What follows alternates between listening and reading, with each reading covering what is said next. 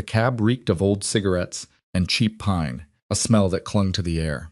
Ava pressed her head to the cool glass of the window, seeing a city she didn't recognize flash by in a blur of gray.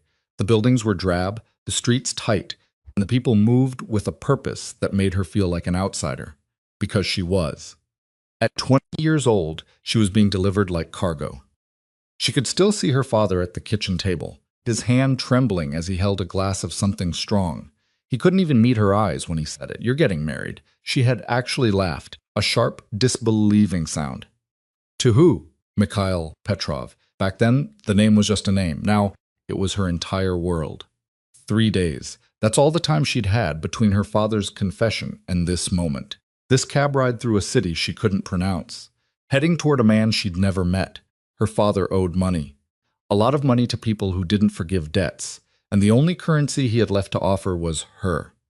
"Old bastard probably won't last a year," her father had muttered, trying to convince himself as much as her. "You wait it out. You come home. Everyone's safe." Ava had wanted to scream. She'd wanted to run.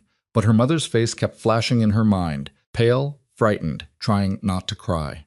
Her younger brother, just 16, pretending to be brave. If she refused, they'd pay the price. Her father had made that very clear. So, here she was. The cab slowed. Ava's pulse kicked up.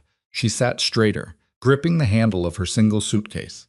Everything she owned that mattered crammed into one bag because she'd been told to pack light. Pack like you're not coming back. The driver said something in a language she didn't understand and gestured toward a building. No, not a building. A mansion. Iron gates, stone walls, security cameras tracking every angle. This wasn't a house. This was a fortress. The gates opened. This cab rolled through. Ava's hands were sweating.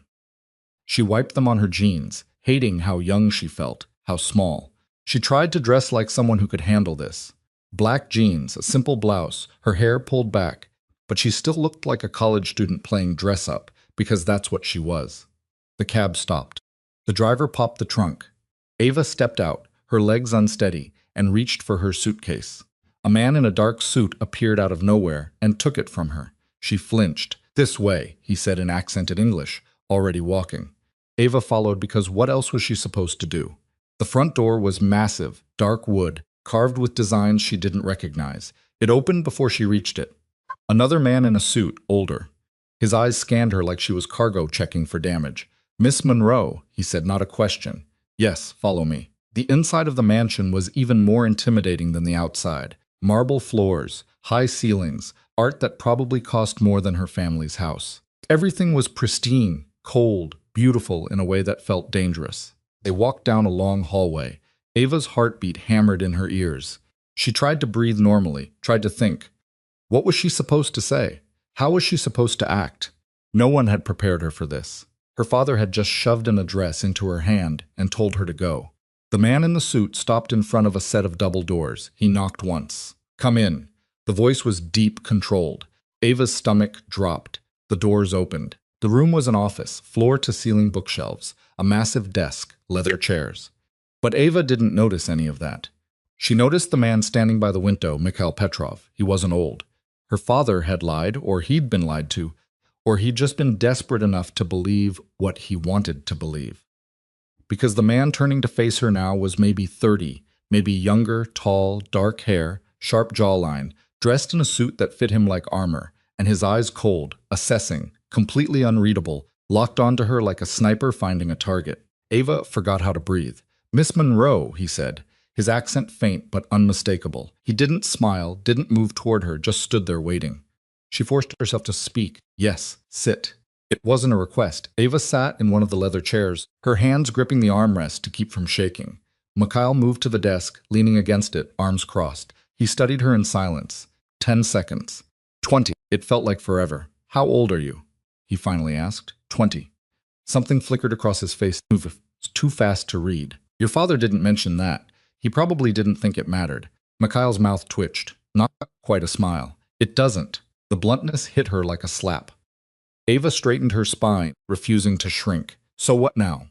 "Now," Mikhail said.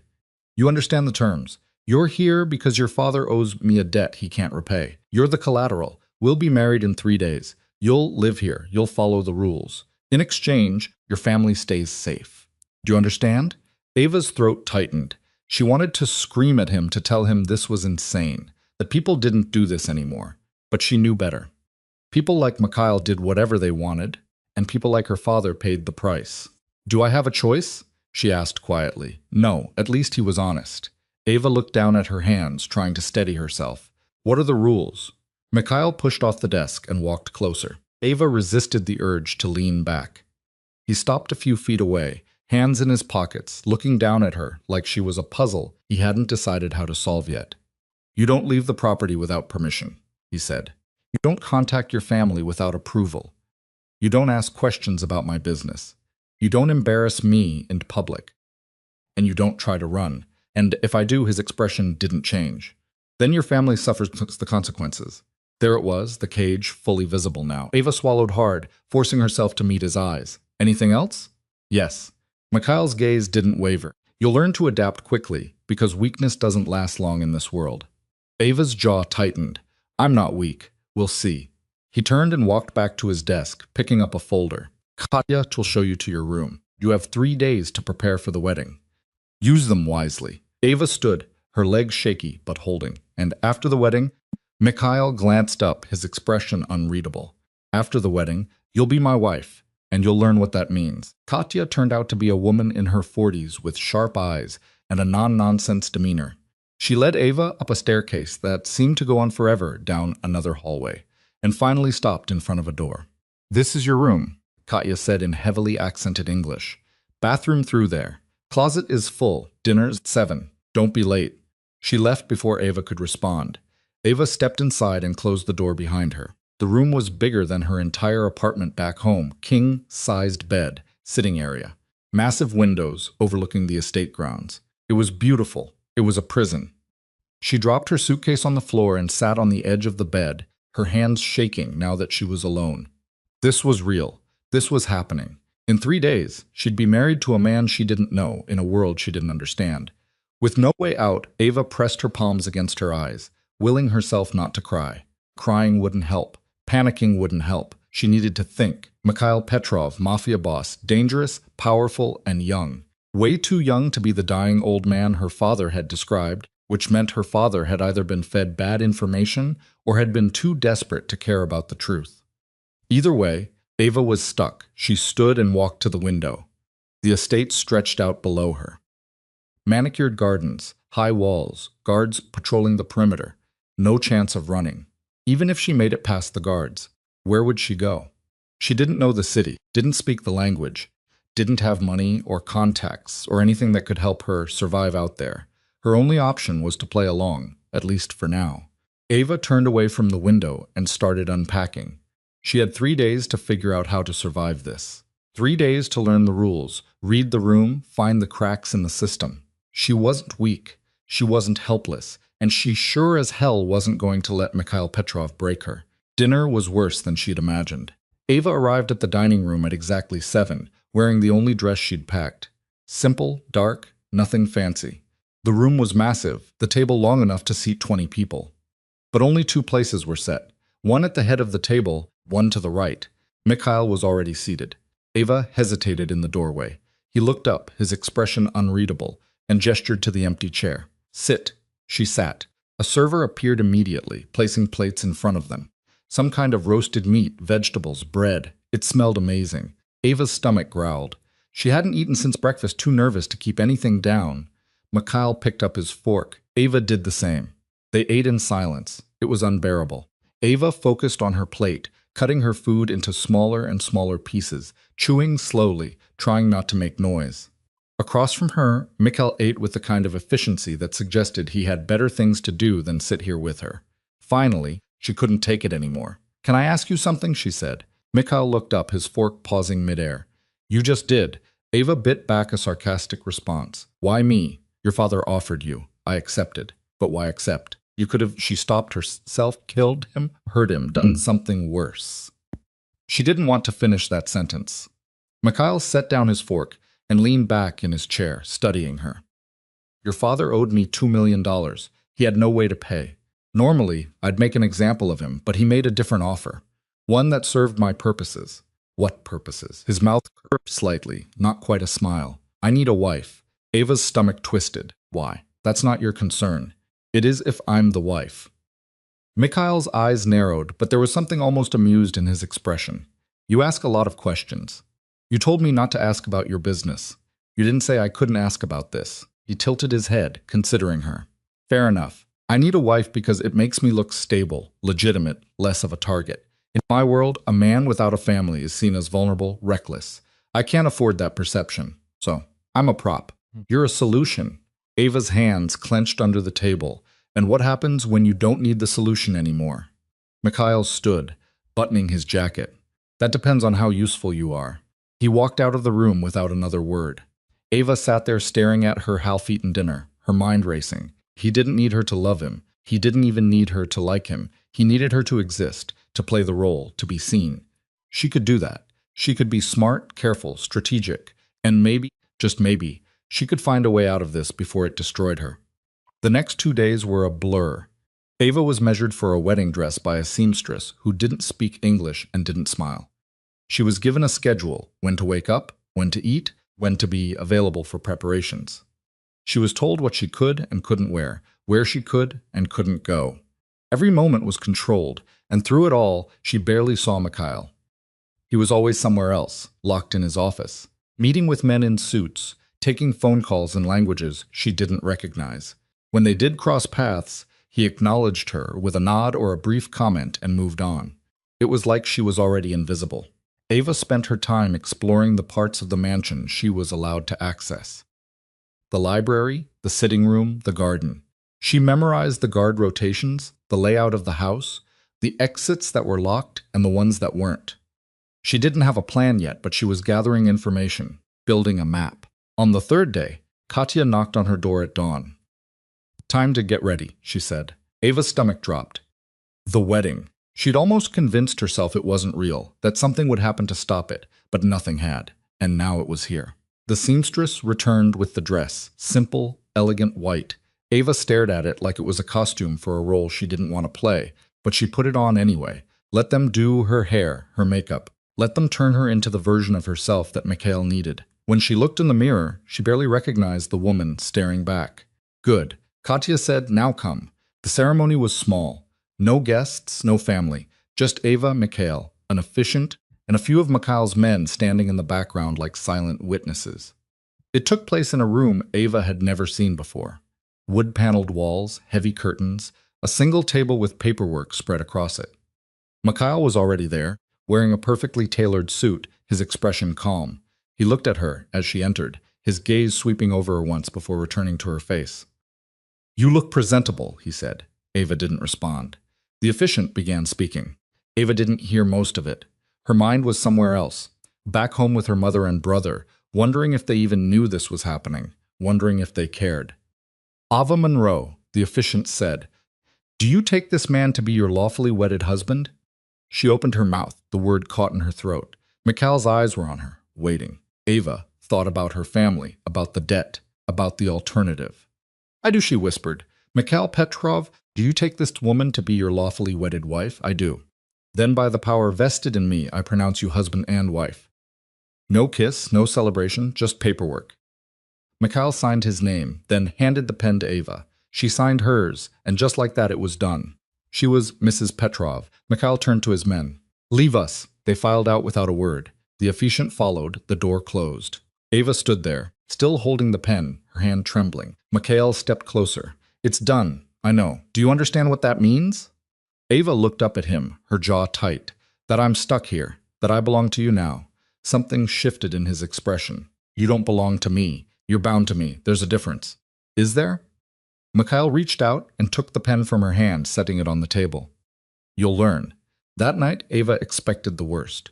She'd heard stories, read books, seen movies. She knew what happened on wedding nights, especially in marriages like this. She'd prepared herself, or at least tried to. But when Mikhail showed her to a different room, larger, more private, he stopped at the door. This is where you'll sleep, he said. Ava blinked. And you? I have my own room. But I don't need to consummate this marriage tonight, Mikhail said, his tone flat. Or any night for that matter. That's not what this is about. Ava stared at him, confused. Then what is it about? Mikhail's eyes met hers. and for the first time she saw something other than cold calculation, something almost human. "Survival," he said, "for both of us." He left her standing there alone in a room that was supposed to be theirs, trying to make sense of what had just happened. The days that followed were strange. Mikhail kept his distance. He was polite but detached. He gave her space but made it clear she wasn't free. He introduced her to his world in small doses. Dinners with business associates, brief appearances at events where she was expected to smile and say nothing. She played the role. She didn't have a choice. But she also started paying attention. She learned names, faces, relationships. She listened to the way people talked to Mikhail, the way they looked at him. Fear, respect, calculation. Everyone wanted something from him, and he gave them nothing unless it served his purpose. Ava also started noticing the cracks. Mikhail was powerful, yes, but he was also tired. She saw it in the way his shoulders tensed during certain phone calls, the way his jaw tightened when someone mentioned a name she didn't recognize. He was fighting battles she couldn't see, and he was doing it alone. One night, about a week after the wedding, Ava found him in the library. He was sitting in a leather chair, a glass of whiskey in his hand, staring at nothing. She almost turned around and left, but something stopped her. "Can't sleep?" she asked. Mikhail glanced up, surprised to see her. "I could ask you the same thing. I'm still getting used to this place." He nodded, taking a sip of his drink. "It takes time." Ava walked closer, stopping a few feet away. "Can I ask you something? You're going to anyway?" "Why did you really marry me?" Mikhail was quiet for a long moment. Then he set down his glass and looked at her. "Because I needed someone who couldn't betray me. How do you know I won't? Because if you do, your family dies. You won't risk that." Ava's chest tightened. "You're right. I won't. I know." She sat down in the chair across from him, folding her hands in her lap. "So what now? I just exist here. Play the role. Pretend this is normal?" Mikhail leaned back, his expression unreadable. "For now, yes, but that will change how. You'll see." 3 weeks after the wedding, Mikhail made an unexpected announcement at breakfast. "You're going to start training." Ava looked up from her coffee. "Training for what?" "Self-defense, language, etiquette. Everything you'll need to survive in this world." She frowned. "I thought you just needed me to stand there and look pretty." Mikhail's mouth twitched. "That's part of it, but it's not enough. If you're going to be my wife, you need to be more than decoration. You need to be capable." Ava wasn't sure whether to be offended or intrigued. "Why?" "Because I won't always be there to protect you, and because weakness is a liability." He stood buttoning his jacket. "Your first session is in an hour. Don't be late." He walked out, leaving Ava sitting there, trying to process what had just happened. Training. He was going to train her. She didn't know whether to be grateful or terrified. The training was brutal. The self-defense instructor was a man named Alexei, mid-40s, built like a tank with a scar running down the side of his face. He didn't speak much English, but he didn't need to. His instructions were clear. Learn to fight or get hurt trying. Ava got hurt a lot. Bruises bloomed across her arms and ribs. Her muscles screamed. She fell more times than she could count. But she got back up every time because something had shifted inside her. She wasn't just trying to survive anymore. She was trying to prove something to Mikhail, to herself. The language lessons is a word, but no less exhausting. A tutor named Ina drilled her on vocabulary, grammar, pronunciation. Ava's brain felt like it was going to explode, but she kept going because every word she learned was a key, a way to understand the conversations happening around her, a way to stop being invisible. And through it all, Mikhail watched. He didn't say much, didn't offer encouragement or praise, but he showed up to training sessions, to language lessons. He stood in the background, arms crossed, observing. And every time Ava caught his eye, she saw something she hadn't seen before. Interest. 2 months in, everything changed. Mikhail announced they'd be attending a gala, a high society event where powerful people gathered to make deals and show off their wealth. Ava would be expected to attend, to be seen, to play the role of the perfect wife. "You'll need a dress," Mikhail said. "Katya will take you shopping." Ava nodded, her stomach churning. She'd been to exactly one formal event in her life, her high school prom. This was going to be different. Katya took her to a boutique that didn't have prices on anything, which Ava took as a bad sign. The saleswoman measured her, brought out dresses, made suggestions. Ava felt like a doll being dressed up, but when she tried on the final option, a deep emerald gown that fit her perfectly, something clicked. She looked different, older, stronger, like someone who could belong in Mikhail's world. Katya nodded approvingly. Good. He'll like this. Ava wasn't sure why that mattered, but a small part of her hoped it was true. But the gala was overwhelming. The ballroom was massive. Chandeliers, marble floors, tables covered in white linens and gold accents. Everyone was dressed to impress. Diamonds glittered. Champagne flowed.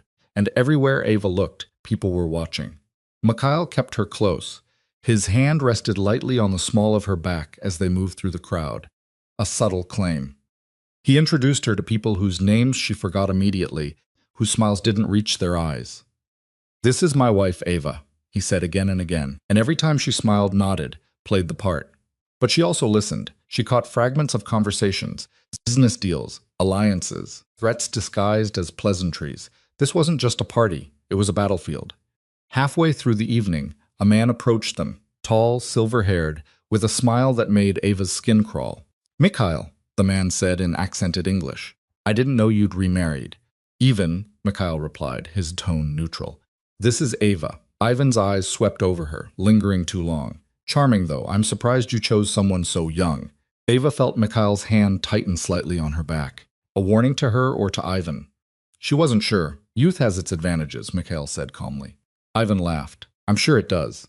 "Tell me, Ava, are you enjoying your new life?" It was a test. Ava could feel it. Everyone nearby had gone quiet, listening. She met Ivan's gaze, refusing to look away. "I'm learning a lot, I'm sure you are." Ivan's smile widened.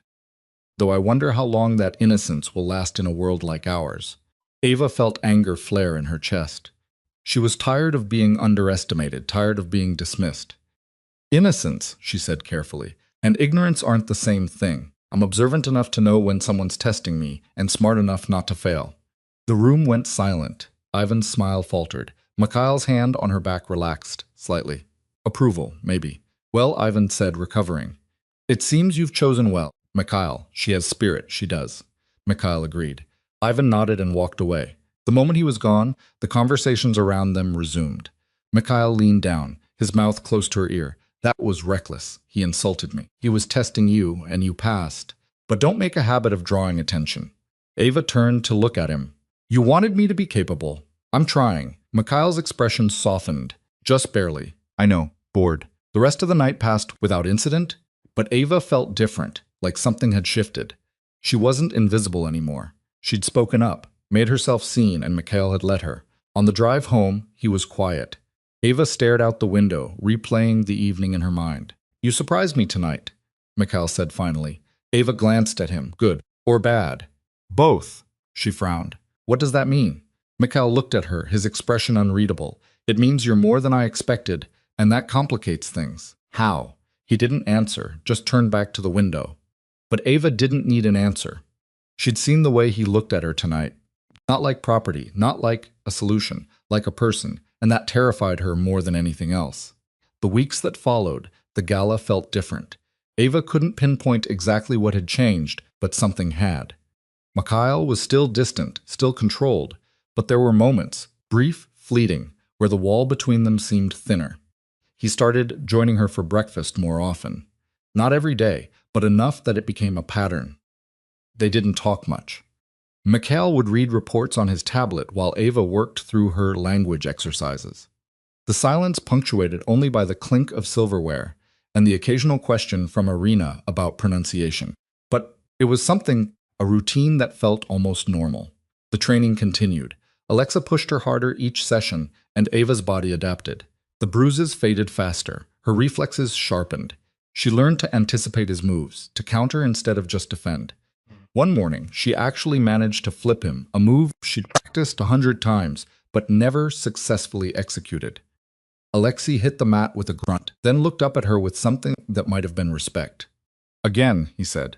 Ava's lungs burned, sweat dripping down her spine, but she got into position again. Mikhail was watching from the doorway. She didn't know how long he'd been there, but when she glanced over, he gave her a single nod before walking away. That nod meant more than it should have. The language lessons were paying off too. Ava could understand fragments of conversations now, enough to know when people were talking about her, or about Mikhail, or about things they thought she couldn't comprehend. She kept her face neutral, filed away the information, and said nothing. Irina noticed. "You're a fast learner," she said one afternoon, closing her textbook, faster than most. "I'm motivated," Ava replied. "Yes, I can see that." Irina studied her for a moment. "Can I give you some advice?" Ava nodded. "Be careful how much you let them see. In this world, knowledge is power, but showing what you know too soon can be dangerous." "Who's them?" Irina smiled faintly. "Everyone." The conversation stuck with Ava. She started being more deliberate about what she revealed. She'd nod along in conversations she fully understood, pretending ignorance. She'd ask questions she already knew the answers to, gauging reactions. She was learning to play a different kind of game. And Mikhail noticed. One evening, he called her into his office. Ava knocked and entered, finding him seated behind his desk, a glass of whiskey in front of him. "Sit," he said. She sat. Mikhail leaned back in his chair, studying her. "You're doing well with the training, the language." "Thank you." Ivan sent a message. Ava's stomach tightened. "The man from the gala. What did he say?" "He wants to meet privately. He mentioned you specifically." "Why?" Mikhail's jaw tightened almost imperceptibly. "Because you made an impression. He wants to know if you're an asset or a liability. And what do you think I am?" "I think you're becoming something I didn't anticipate." Ava wasn't sure how to respond to that. "Is that a problem?" "It could be." Mikhail took a sip of his drink. "Or it could be useful. I haven't decided yet." The honesty caught her off guard. "So, what happens with Ivan?" "I'll handle it, but you need to understand something." Mikhail sat down his glass and leaned forward. "The people in my world don't respect weakness. They respect strength, intelligence, and loyalty. You showed the first two at the gala, but the third is what they'll question because you didn't choose this life. You were forced into it. So, they'll assume I'll betray you eventually." "Yes." Ava met his gaze. "Will I?" Mikhail's eyes narrowed. "That's what I'm trying to figure out." The weight of his scrutiny pressed down on her. Ava forced herself to stay calm, to hold his stare. "I won't betray you. Not because I'm loyal to you, but because I'm loyal to my family. As long as they're safe, I'll play my part. And if they weren't safe?" The question hung in the air like a blade. Ava's throat went dry. "Then I'd have nothing to lose." Mikhail's expression didn't change, but something flickered in his eyes. "Good. At least you're honest." He dismissed her with a wave of his hand. Ava stood and walked to the door, her heart pounding. "Ava." She turned. Mikhail was watching her, his expression unreadable. "Don't mistake my respect for trust. You haven't earned that yet." "I know," she said quietly. She left the office, closing the door behind her, and leaned against the wall for a moment, trying to steady her breathing. This was a test. Everything was a test, and she couldn't afford to fail. The following week, Mikhail announced they'd be attending another event. This time, a private dinner at Ivan's estate. Ava's stomach dropped when he told her. "Why are we going?"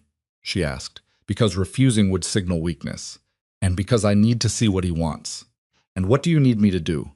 Mikhail looked at her, his expression serious, but "Be yourself, the version you were at the gala. Smart, observant, but don't overplay it. Ivan is dangerous. He'll use anything you give him."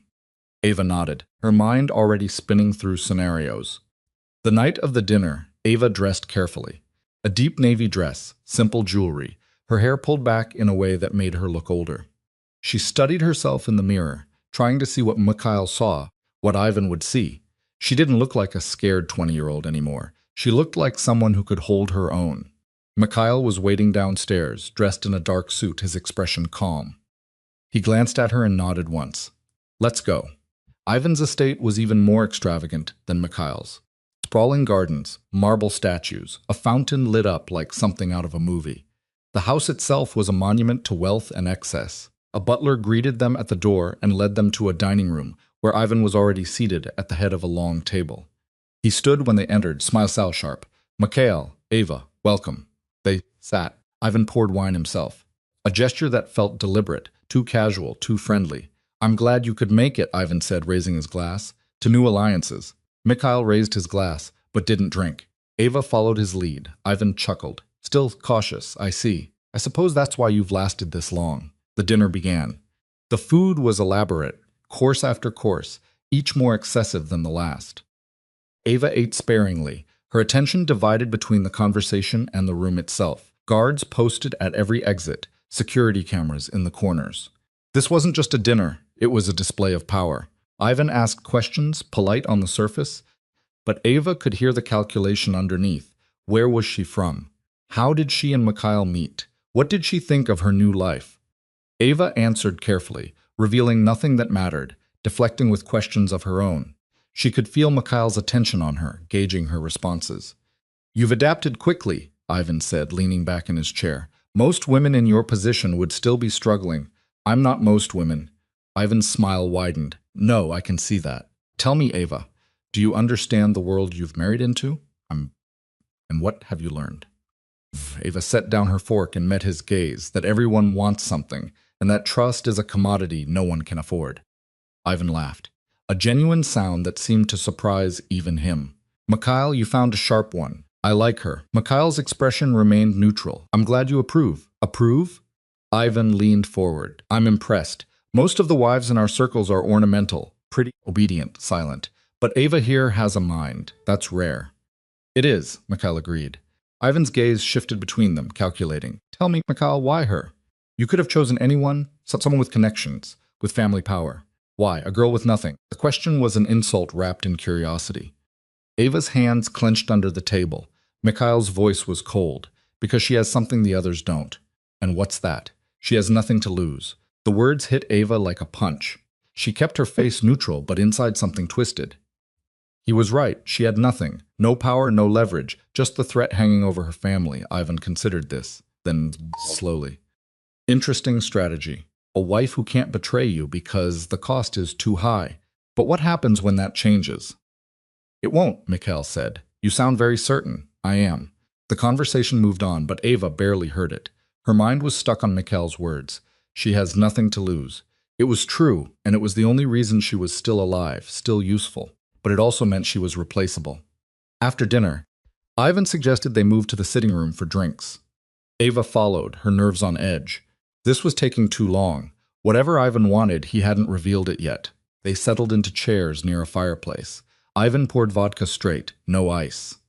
I'll get to the point, Ivan said, handing Mikhail a glass.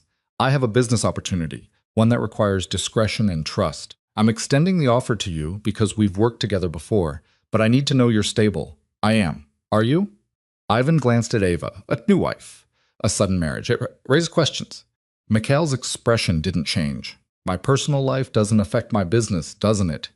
Ivan took a sip of his drink. Forgive me, but I need assurance. This deal is worth $20 million. I can't afford mistakes. What kind of assurance?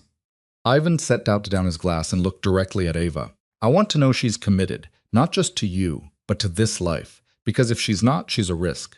And risks have a way of becoming problems. Ava's pulse quickened. This was the real test. Mikhail's voice was calm, but there was an edge to it. Ava is my wife. That's all the assurance you need. Is it? Ivan leaned forward. Then let her speak for herself. Ava, are you committed to this life? To Mikhail? Or are you just playing a role until you find a way out? The room went silent. Ava felt Mikhail's eyes on her along with Ivan's. She thought about lying, about saying what they wanted to hear. But Ina's advice echoed in her mind. Be careful how much you let them see. I'm here because I have to be, Ava said slowly. My family's safety depends on it. That's not a secret, but I'm also smart enough to know that survival means adaptation. So yes, I'm committed. Not out of love or loyalty, but out of necessity. And in this world, isn't that more reliable than either? Ivan stared at her, then burst out laughing. Remarkable, absolutely remarkable. Mikhail, she's wasted on you. Mikhail's jaw tightened, but he said nothing. I'm stood, still chuckling. All right, I'm satisfied. We'll move forward with the deal. I'll have my people send over the details. Mikhail stood as well. Good. They shook hands. Ava rose, her legs unsteady, but holding. As they walked to the car, Mikhail didn't say a word. Ava could feel the tension radiating off him. She'd said something wrong, or maybe something too right. The drive home was silent. When they arrived, Mikhail went straight to his office without a word. Ava stood in the foyer, her heart pounding, unsure if she'd just saved herself or condemned herself. She went to her room and changed, her mind replaying the evening over and over. She'd been honest, maybe too honest. But what else could she have said? A knock on the door startled her. Come in, she called. Mikhail entered. He didn't look angry. He looked tired. That was risky, he said. I know. You could have lied. Told him what he wanted to hear. Would you have believed me if I had? Mikhail was quiet for a moment. No. Ava sat on the edge of the bed, her hands folded in her lap. Then what was I supposed to say? Mikhail walked to the window, staring out at the dark grounds. You told him the truth, that you're here out of necessity, not choice. That makes you predictable. In this world, predictable is safer than loyal. Loyalty can be faked. Necessity can't. So, I did the right thing. You did the smart thing. There's a difference. Ava frowned. I don't understand. Mikhail turned to face her. You've been here almost 3 months. But you've learned the language, the fighting, the etiquette. You've played the role well. But tonight, you showed them something real, and that makes you more valuable. But it also makes you more vulnerable, because they know what I care about. Exactly. Exactly. Ava's stomach sank. My family. Mikhail nodded. Ivan now knows your weakness, and if he ever decides to use it against me, he'll go after them first. The weight of that realization crushed down on her. She'd been so focused on surviving, on proving herself, that she hadn't thought about the bigger picture. What do I do?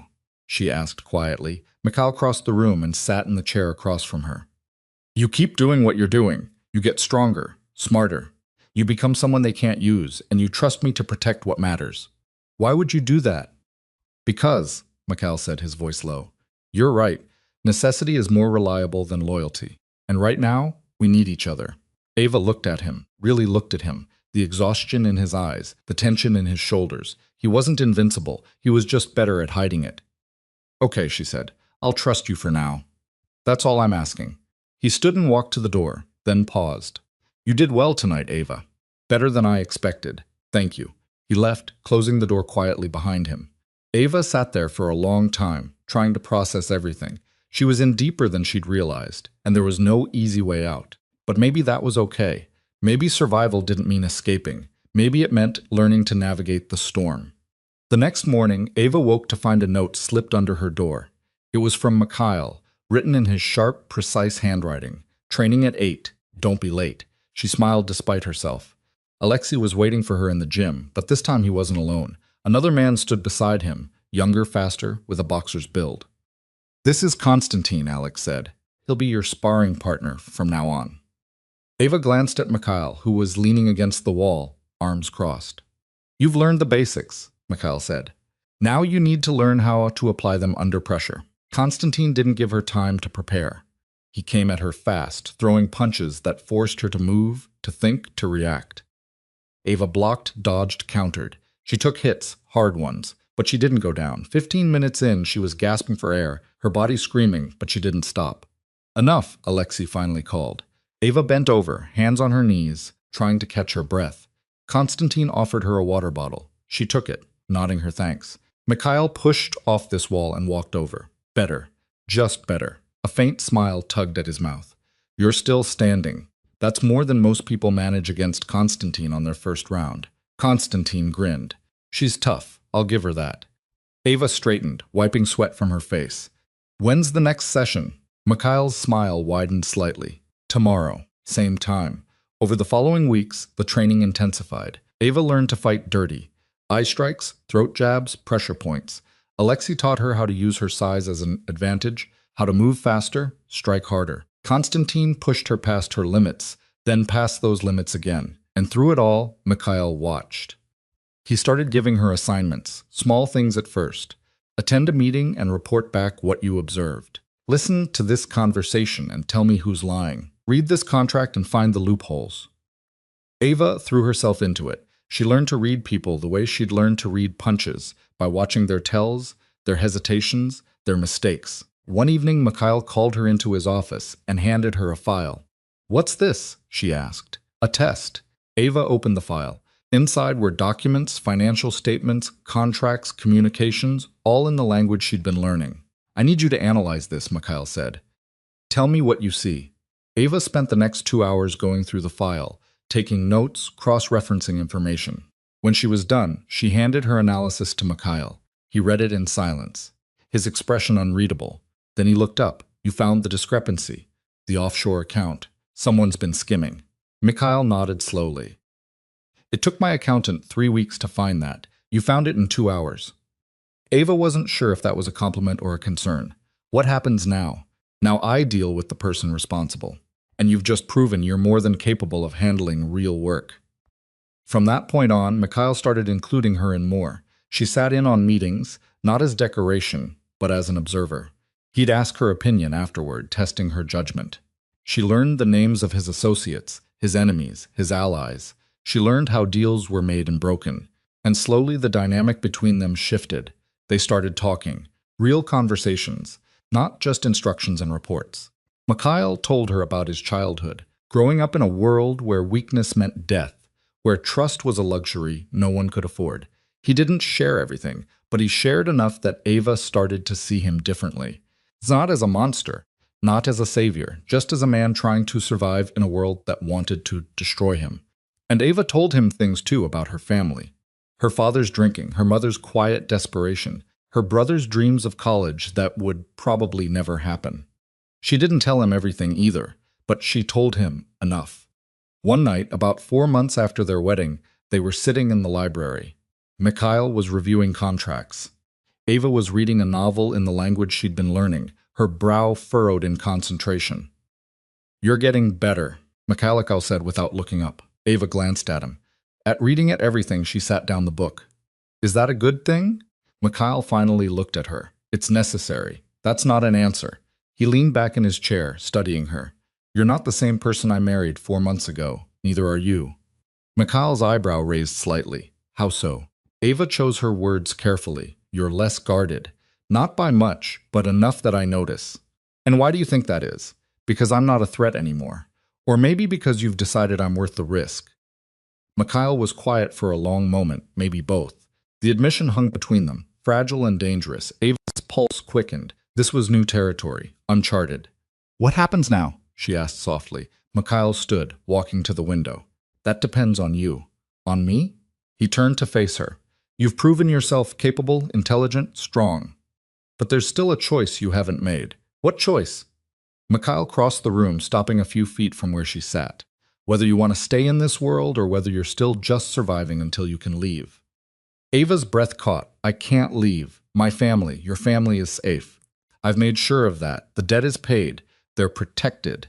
You could leave tomorrow if you wanted to." The words hit her like a slap. "What?" "The debt was settled 2 months ago. I didn't tell you because I wanted to see what you'd do, whether you'd stay because you had to or because you chose to." Ava stood, her mind reeling. "You've been lying to me for 2 months. I've been testing you." Anger flared in her chest. "Testing me? You bastard. You let me think. I let you think exactly what you needed to think to survive, and you did. You're still here because I thought I had to be, and now you don't." Mikhail's voice was calm, maddeningly calm. "So, what are you going to do?" Ava stared at him, her hands shaking. She could leave right now, pack her bags and go. Her family was safe. She didn't owe Mikhail anything, but even as the thought formed, she knew it wasn't that simple. She'd spent 4 months learning this world, building skills, proving herself. She'd become someone different, someone stronger. And Mikhail, damn him, had seen that, had pushed her to become that person. "I hate you right now," she said quietly. "I know you manipulated me. Yes, and you don't even feel bad about it." Mikhail's expression softened slightly. "I do, actually. But I needed to know if you'd stay by choice. Because if you're going to be part of this world, it has to be your decision, not mine." Ava closed her eyes, trying to steady herself. "Why does it matter?" "Because I'm asking you to stay. Not as someone I own, but as someone I choose to have beside me." She opened her eyes. Mikhail was watching her, his guard down in a way she'd never seen before. "What are you saying?" she whispered. "I'm saying this started as a transaction, but it doesn't have to stay that way. You've proven you belong here, and I want you to stay. Not because you have to, but because you want to." Ava's heart was racing. This was insane. All of it. But somehow, standing there in that library, looking at Mikhail Petrov, the man who'd bought her, controlled her, pushed her, she realized something terrifying. She didn't want to leave. Not because she loved him. She wasn't sure she even liked him most days, but because she'd found something here. Power, purpose, a version of herself she never knew existed. "If I stay," she said slowly, "it's on my terms." "What terms?" "I'm not your property. I'm your partner equal. You don't make decisions about my life without me, and you sure as hell don't lie to me again." Mikhail's mouth curved into a smile. A real one. Deal. He held out his hand. Ava stared at it for a moment, then took it. They shook, and something between them clicked into place. Not love, not yet, but something that could become it, or something just as dangerous. The handshake lasted longer than it should have. Ava felt the warmth of Mikhail's palm, the calluses she hadn't noticed before, the steadiness of his grip. When she pulled away, something in the air between them had changed, settled into place like a foundation finally poured. "So, what now?" she asked. Mikhail walked back to his desk. Pouring 2 glasses of whiskey, he handed one to Ava. She took it, even though she'd never been much of a drinker. "Now," he said, raising his glass, "we figure out what kind of partnership this is going to be." They drank. The whiskey burned going down, but Ava welcomed it, proof that this moment was real. Over the next few weeks, Mikhail kept his word. He started including her in decisions, real ones, not just tests. When a shipment deal went south, he asked her opinion on how to handle it. When a rival family made overtures about a potential alliance, he wanted her assessment of their intentions. Ava threw herself into it. She studied the players in Mikhail's world like she was preparing for an exam. She learned who owed what to whom, which alliances were solid, and which were held together by nothing but fear. She sat in on meetings where men twice her age talked about millions of dollars like it was pocket change. And she listened, cataloging every word. But she also pushed back when she disagreed, and Mikhail, to her surprise, listened. "You're making a mistake," she said one evening after he'd outlined a plan to cut ties with the supplier who'd been skimming product. Mikhail looked up from the contract he was reviewing. "Explain. If you cut him off completely, he'll go to your competitors. He knows too much about your distribution network. Better to keep him close, reduce his access gradually, make him think he's still valuable while you build a replacement pipeline." Mikhail considered this. That takes time. Less time than rebuilding from scratch after he sells everything he knows to Ivan or whoever else will pay. A slow smile spread across Mikhail's face. "You're learning to think like them." "Like you," Ava corrected. "Is there a difference?" She didn't answer that. Mikhail took her advice. The supplier stayed on. His role slowly diminished. His access carefully managed. 6 weeks later, when Mikhail had a new pipeline in place, the man was let go with a generous severance and a very clear understanding of what would happen if he talked. "You were right," Mikhail told her. That night, Ava was sitting in the library, working through a stack of financial reports he'd given her to review. She looked up about the supplier. "Your way was better." "I know," Mikhail laughed. An actual laugh, not the cold amusement she'd seen him show others. It changed his whole face, made him look younger, human. "You're getting cocky," he said. "I'm getting good. Same thing in this world." Ava set down her pen. "Can I ask you something?" "Always. Why me? And don't give me the nothing-to-lose speech. There had to be other options." Mikhail sat down across from her, his expression thoughtful. "Do you want the honest answer?" "That's why I'm asking." "I was tired," he said simply. "Tired of the games, the politics, the constant calculation. Everyone in this world wants something from me. Power, money, protection, access. They smile and shake my hand and plot behind my back. I needed someone who didn't want any of that. Someone who'd tell me the truth, because they had no reason to lie. And you thought a girl you bought from her desperate father would be honest. I thought desperation makes people predictable, and I was right. You've been honest from the start because you couldn't afford not to be." Ava wasn't sure whether to be offended or impressed by the logic. "And now that I could leave, but I'm choosing to stay. Now I'm curious to see what you'll become." The answer should have bothered her, should have felt like she was still just an experiment, a project, but there was something in the way he said it, not coldly, but with genuine interest that made it feel different. "What do you want me to become?" she asked. Mikhail leaned forward, his elbows on his knees. "Someone who can stand beside me. Not behind me. Not in my shadow. Beside me?" The weight of that statement settled over Ava. It was more than she'd expected, more than she was sure she could handle, but she'd never been good at backing down from a challenge. "Then you better keep up," she said. Mikhail's smile was sharp. "I was about to say the same thing to you." 2 months later, on a cold morning in early spring, Ava woke up feeling wrong. She couldn't pinpoint it at first, just a vague nausea, a bone-deep exhaustion that coffee couldn't touch. She pushed through her morning training, but halfway through her session with Konstantin, she had to stop and sit down. "You okay?" Konstantin asked, concerned. "Fine, just tired." But she wasn't fine. Over the next week, the symptoms got worse. The nausea came in waves, smells that had never bothered her before, coffee, cologne. Even the soap in the bathroom made her stomach turn. She was exhausted all the time, falling asleep on the couch in the middle of the day.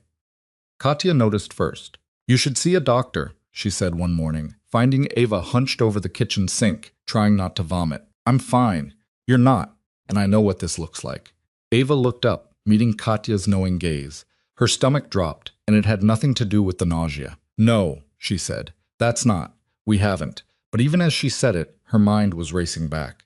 The night of their 6-month anniversary, Mikhail had taken her to dinner at a restaurant so exclusive it didn't have a name, just an address. They drunk too much wine, talked too openly, and when they'd gotten home, the careful distance they'd maintained had finally inevitably crumbled. It had happened twice more after that, not frequently, but enough. Ava's hands were shaking. "I need to take a test." Katya nodded. "I'll get one." "Wait here." 20 minutes later, Ava was locked in her bathroom, staring at a plastic stick that held her entire future in its tiny window. Pregnant.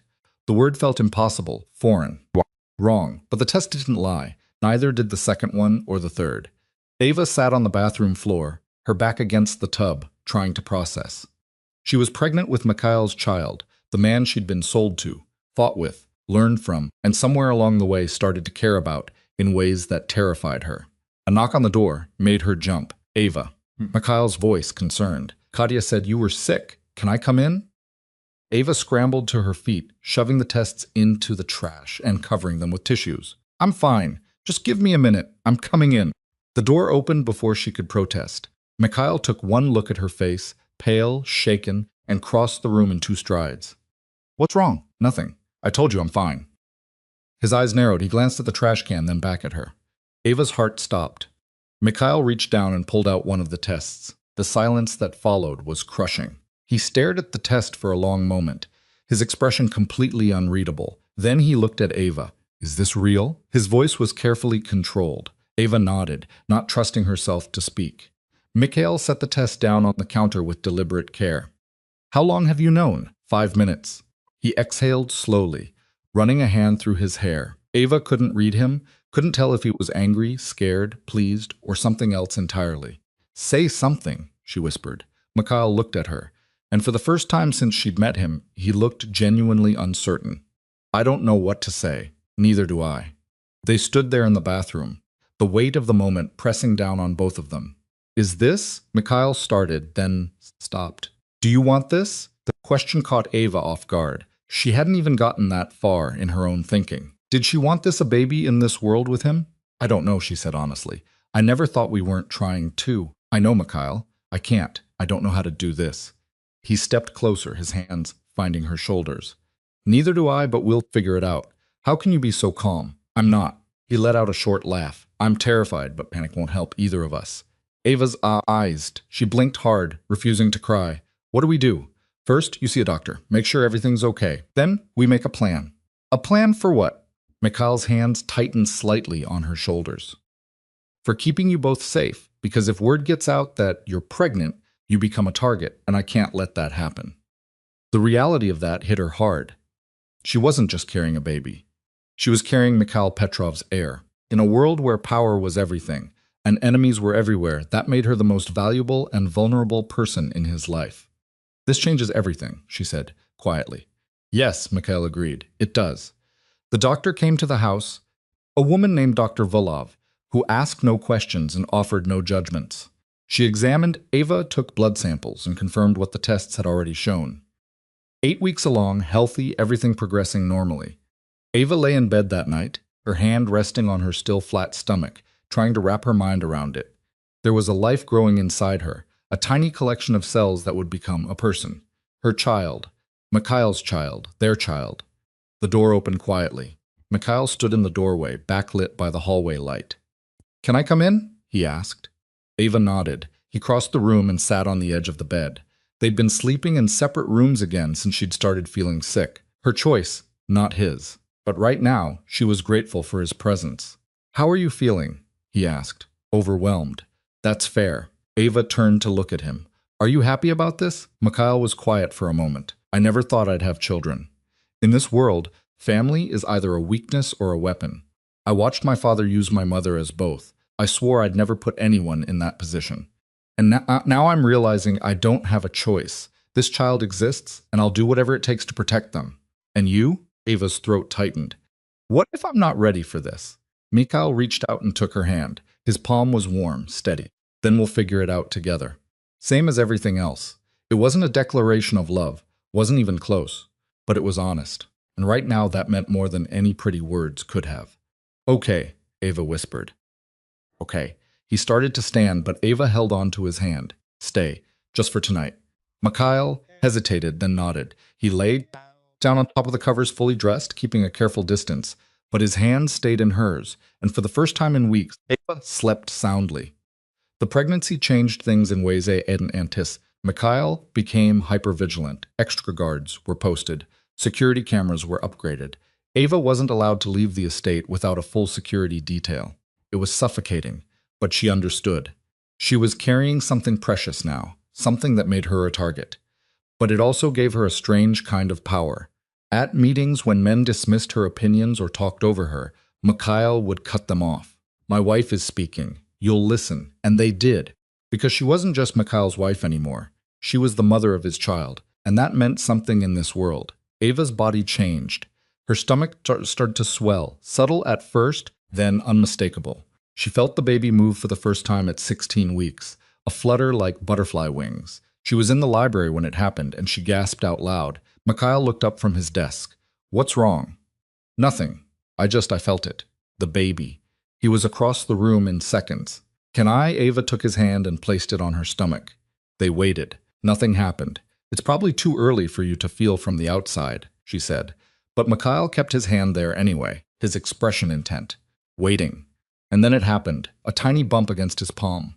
Mikhail's eyes widened. He looked at Ava, something raw and unguarded in his expression. That's our baby. He knelt down, his hand still pressed her stomach, his forehead resting against her side. Ava's breath caught. She'd never seen him like this. Vulnerable, open. She ran her fingers through his hair, and he didn't pull away. They stayed like that for a long time. As the pregnancy progressed, Ava started thinking about the future. Not just survival, but actually living, raising a child, teaching them, protecting them, giving them choices. I want them to have options, she told Mikhail. One evening, they were in the nursery, a room that had been converted from a guest bedroom, now painted soft gray with a crib Mikhail had insisted on assembling himself. What kind of options? He asked, tightening a bolt. The kind I never had, the kind you didn't have. I want them to be able to choose their own life, not have it forced on them. Mikhail set down the screwdriver and looked at her. In this world, choice is a luxury. Then maybe we change the world they're growing up in. That's not realistic. Why not? Mikhail stood, crossing to where she sat in the rocking chair by the window. Because I've spent my entire life building this empire. It's who I am, what I know. I can't just walk away. I'm not asking you to walk away. I'm asking you to think about what kind of father you want to be, what kind of legacy you want to leave. Mikhail's jaw tightened. I'm trying to give them safety, security, power. What about peace? The word hung between them. There is no peace in this world, Mikhail said quietly. Then maybe we make one. Mikhail looked at her for a long moment, then knelt down beside the chair. His hand found her swollen belly resting there gently. I'll try, he said. I don't know if I can, but I'll try. It was more than she'd expected, more than she'd hoped for. That's enough, she whispered. At 7 months, Ava woke in the middle of the night to raised voices downstairs. She sat up carefully, her back aching, her heart pounding. Something was wrong. She pulled on a robe and made her way downstairs as quickly as her pregnant body would allow. The voices were coming from Mikhail's office. She could hear him, sharp and angry, and at least 2 other men responding. Ava pushed open the door. Mikhail looked up, his expression dark. Ava, go back to bed. What's happening? Nothing you need to worry about. But one of the men, someone she recognized from previous meetings, was bleeding from a cut above his eye. The other looked terrified. Tell me what's happening, Ava said, her voice harder. Mikhail's jaw clenched. There was an attack on one of our shipments. 3 men dead. The product's gone. Ava's hand instinctively went to her stomach. Who did it? We're trying to figure that out. Ivan, the bleeding man said. Had to be. He's been circling for months. Mikhail's expression went cold. We don't know that. Who else would be bold enough? Ava's mind was racing. What does this mean? Mikhail crossed to her, his hands gentle on her arms. It means I need to handle this, and you need to go upstairs where it's safe. Mikhail, please. His voice was quiet but urgent. I need to know you're safe. Both of you. Ava wanted to argue, wanted to stay, to help, to be part of solving this, but the fear in his eyes, real raw fear, stopped her. Okay, she said, but you tell me everything later. I will. She went back upstairs, but she didn't sleep. She sat by the window, watching the grounds, watching the extra guards that materialized from nowhere, watching the cars that came and went through the night. Mikhail didn't come to bed. In the morning, she found him in his office, still in yesterday's clothes, his eyes bloodshot. Did you sleep at all? She asked. No. Ava crossed to him, taking the coffee cup from his hands and setting it aside. Talk to me. It was Ivan. We have proof now. He's making a move. What kind of move? The kind that starts a war. Ava's blood ran cold. What are you going to do? Mikhail looked at her, and she saw the weight of every decision he'd ever made carved into his face.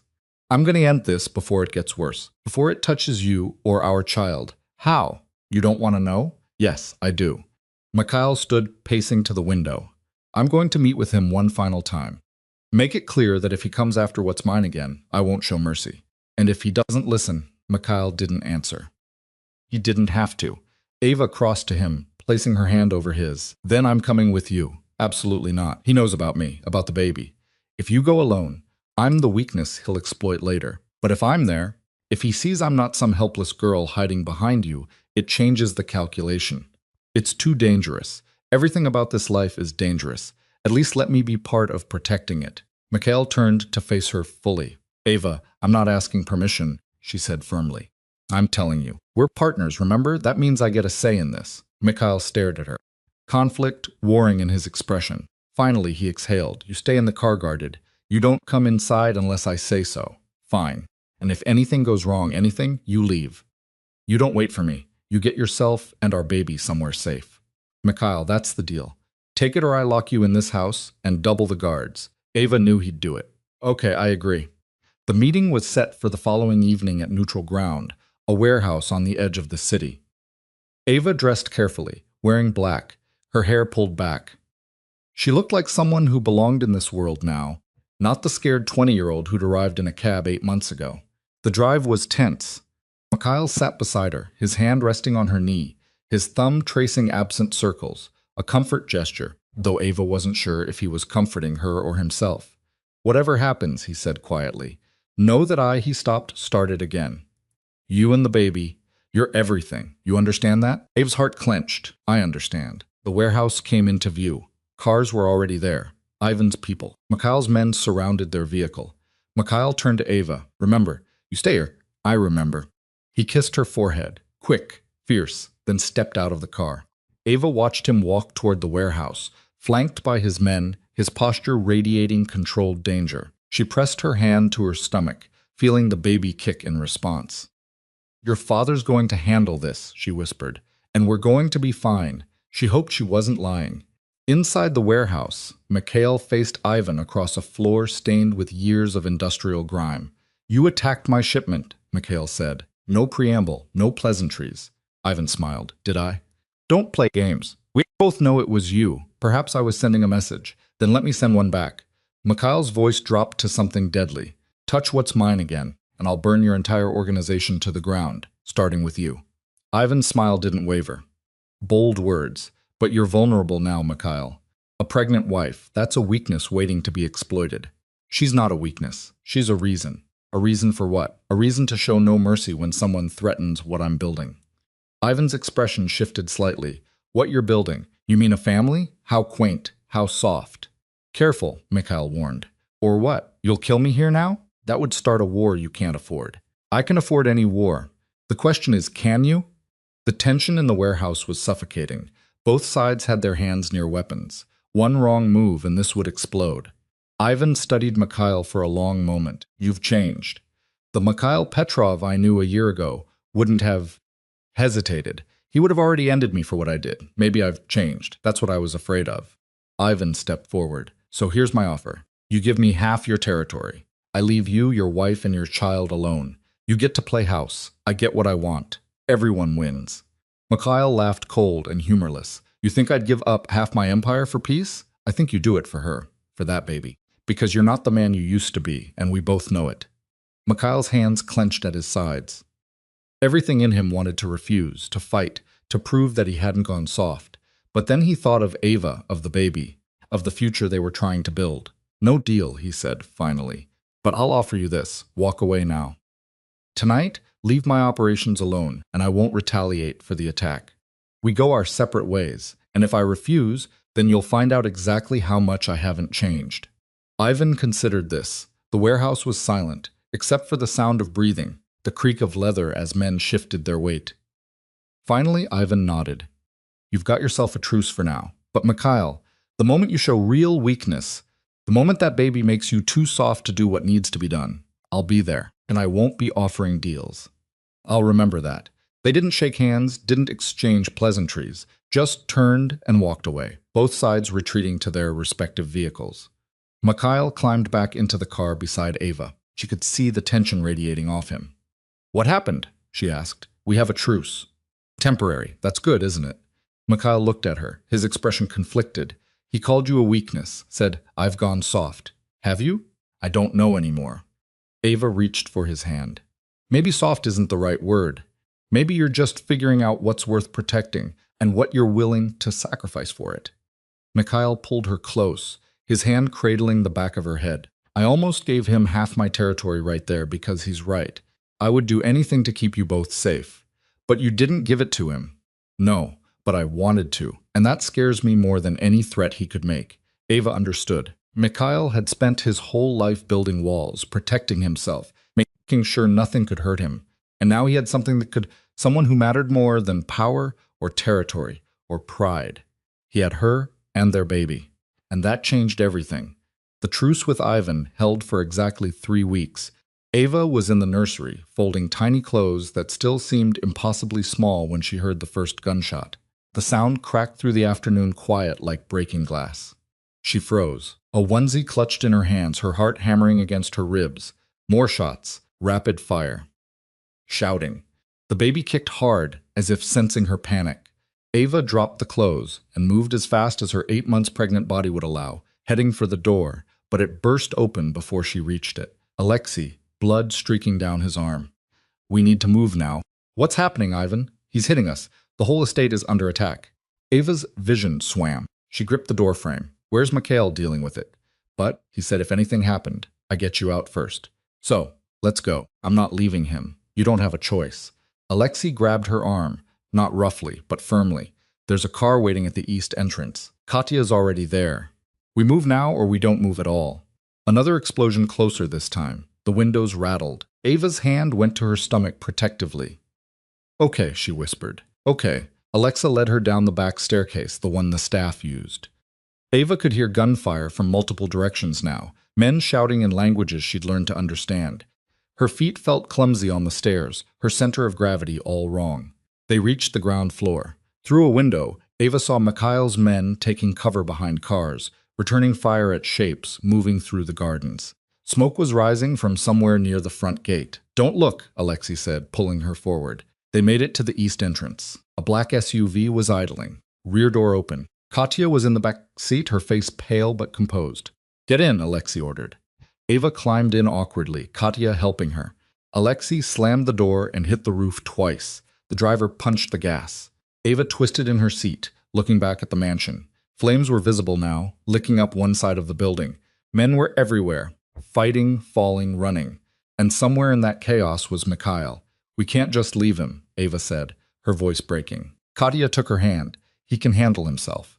He's done it before, but he can't handle it and worry about you at the same time. Where are we going? Safe house, 3 hours north. Mikhail will meet us there when it's done. If he survives, Ava thought, but didn't say. The drive was endless. Ava sat in silence, one hand on her stomach, the other gripping the door handle so hard her knuckles went white. Every bump in the road sent a jolt through her body. The baby was restless, moving constantly, as if picking up on her fear. Her phone buzzed. Ava grabbed it, hope surging. But it wasn't Mikhail. It was a number she didn't recognize. She almost didn't answer, but something made her. Hello, Ava? Ivan's voice smooth and cold. I hope you're somewhere safe. Her blood turned to ice. I have resources. You should know that by now. What do you want to give you a message for your husband? Tell him this is what happens when he refuses a reasonable offer. Tell him I'll keep taking pieces of his empire until there's nothing left.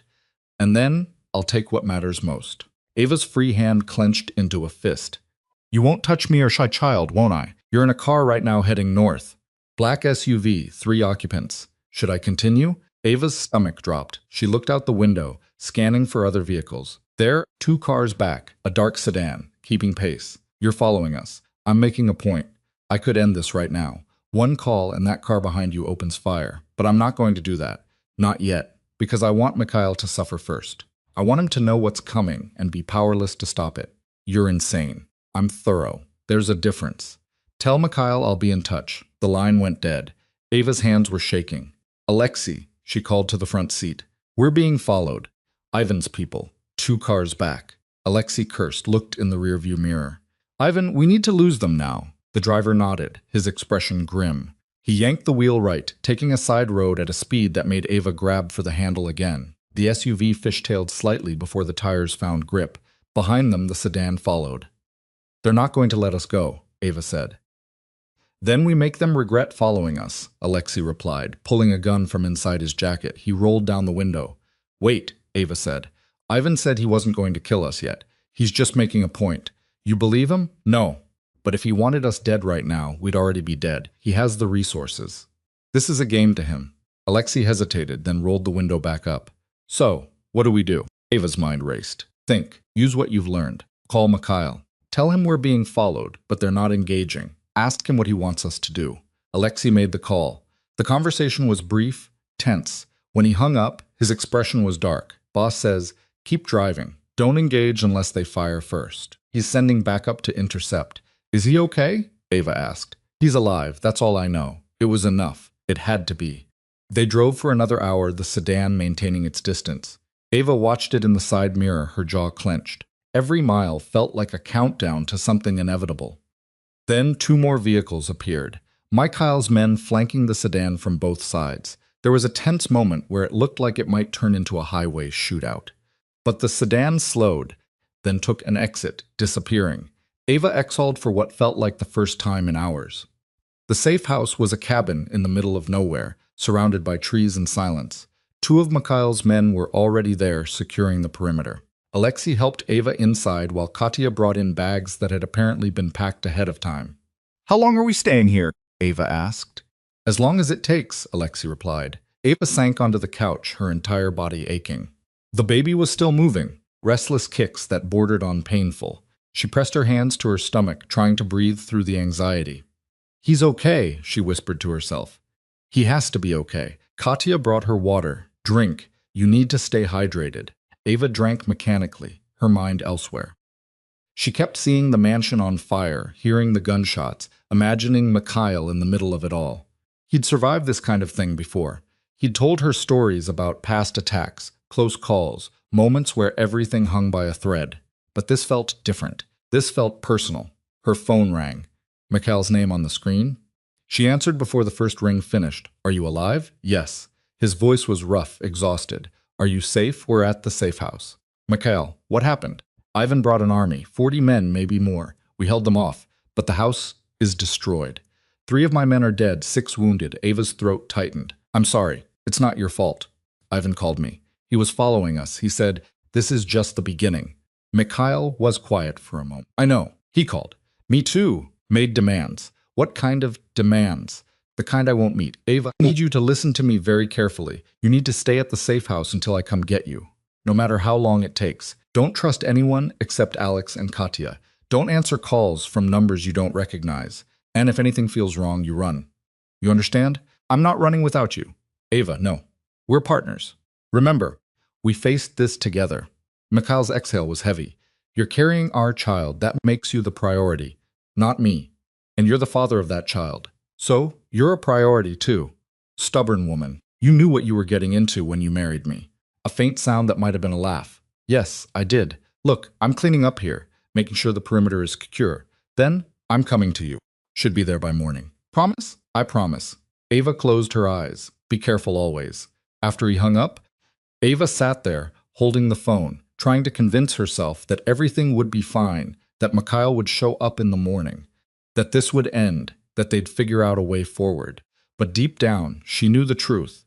This wasn't going to end cleanly. Ivan had shown his hand, and Mikhail would have to respond. The question was how far he'd be willing to go. Ava woke the next morning to the sound of cars pulling up outside. She struggled to her feet, her back screaming in protest, and moved to the window. 3 vehicles. Mikhail climbed out of the first one, looking like he'd been through a war, which she supposed he had. She met him at the door. He looked at her for a long moment, then pulled her into his arms carefully, mindful of her stomach, but tight enough that she felt the tension in every muscle. "You're okay," he said against her hair. "So are you." They stood there for a moment, just holding each other. Then Mikhail pulled back, his hands moving to her face. He studied her like he was memorizing every detail. "We need to talk," he said. They sat in the cabin's small kitchen. Mikhail looked worse in the daylight, bruises forming, a cut above his eyebrow, exhaustion carved into every line of his face. "Ivan isn't going to stop," he said without preamble. "Yesterday was a message. Next time will be worse." "So, what do we do?" Mikhail's jaw tightened. "I end this permanently." Ava's stomach clenched. "You mean, kill him?" Yes. She'd known it was coming. In this world, there weren't many other options. But hearing Mikhail say it out loud made it real. "When?" she asked. "Soon. I'm meeting with my people this afternoon to plan it. But Ava, there's something else you need to know." "What?" "If I do this, there will be consequences. Ivan has allies, people who will retaliate. This could start a war that lasts years, or it could end one before it really begins." Mikhail looked at her, something like pride in his expression. "You've learned to think like them. Like us?" Ava corrected. "I'm part of this world now, for better or worse. I never wanted this for you." "I know, but it's where we are. So, we deal with it." Mikhail reached across the table, taking her hand. "I'm going to keep you safe. Whatever it takes. I know you will, but you need to keep yourself safe, too, because this baby needs a father."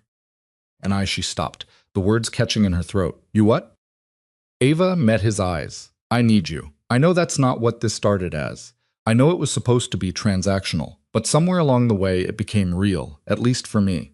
Mikhail's grip on her hand tightened. "For me, too. It wasn't a declaration of love. They were both too guarded, too damaged for that. But it was truth, and right now that mattered more."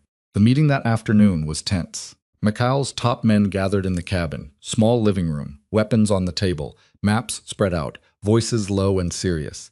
Ava stayed in the bedroom, the door cracked open so she could hear. She caught fragments, entry points, security rotations, backup plans. They were planning an assassination, methodical, precise, and dangerous as hell. When the meeting ended, the men filed out.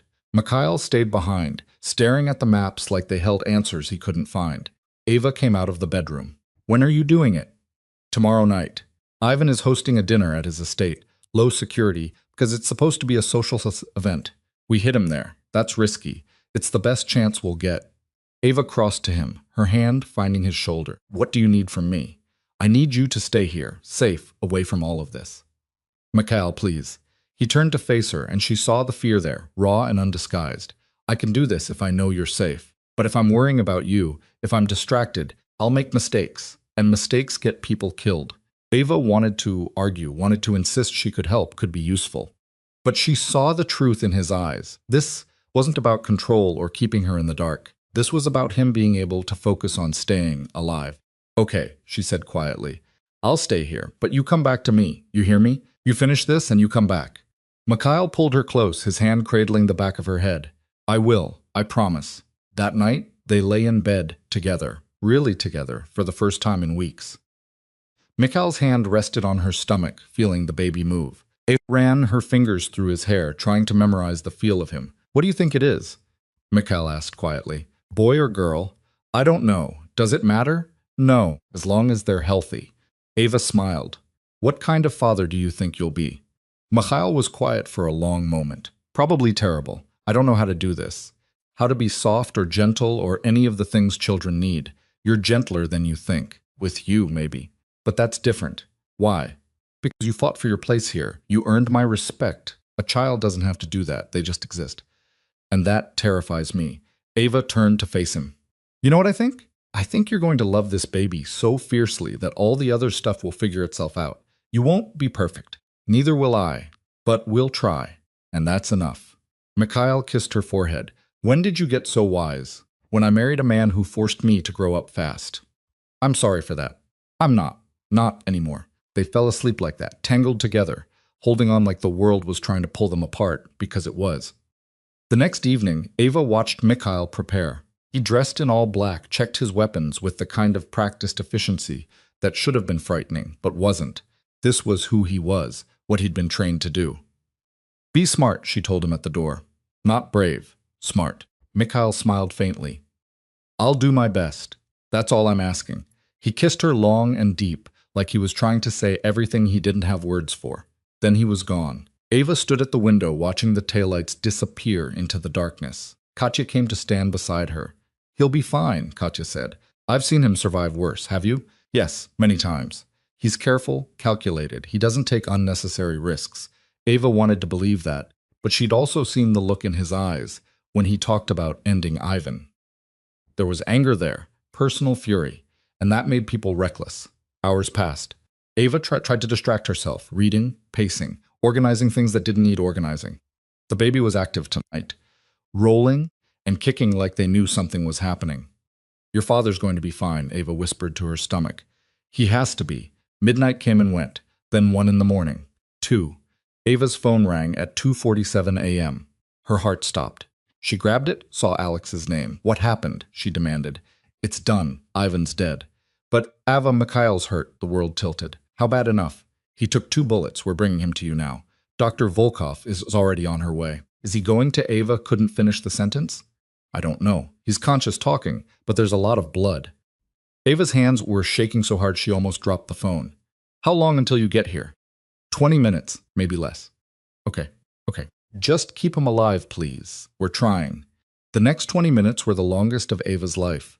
She paced the cabin, her mind racing through worst-case scenarios. Katya tried to get her to sit down to stay calm, for the baby's sake, but Ava couldn't. If Mikhail died, if he didn't make it, she couldn't finish that thought either. Headlights appeared. Ava was out the door before the cars fully stopped. They were carrying Mikhail. His shirt was soaked with blood, his face pale, but his eyes were open. He saw her and tried to smile. Told you I'd come back, he managed. You idiot, Ava said, tears streaming down her face. You absolute idiot. They got him inside, laid him on the kitchen table. Dr. Volkov arrived minutes later, already barking orders. Ava was pushed aside, told to wait in the other room. She couldn't watch, couldn't breathe. She sank onto the couch, her hands pressed to her stomach, and prayed to anything that might be listening. The surgery took hours. Ava sat frozen, listening to the muffled sounds from the kitchen. At one point, she heard Mikhail cry out in pain and had to bite down on her fist to keep from running to him. Finally, Dr. Vulov emerged. She was covered in blood, exhausted, but her expression was calm. He'll live, she said. One bullet went through his shoulder, clean, the other lodged near his ribs. I got it out. Stop the bleeding. He needs rest and antibiotics, but he'll recover. Ava's knees went weak. She would have fallen if Katya hadn't caught her. Can I see him? She whispered. Yes, but he's sedated. He probably won't wake up for a few hours. Ava didn't care. She went into the kitchen where Mikhail lay on the table, now covered with clean sheets, bandages wrapped around his torso and shoulder. His breathing was steady, his face peaceful. She pulled a chair beside him and took his hand. You came back, she whispered. You stubborn, reckless man. You came back. She sat there all night holding his hand, feeling the steady beat of his pulse against her fingers.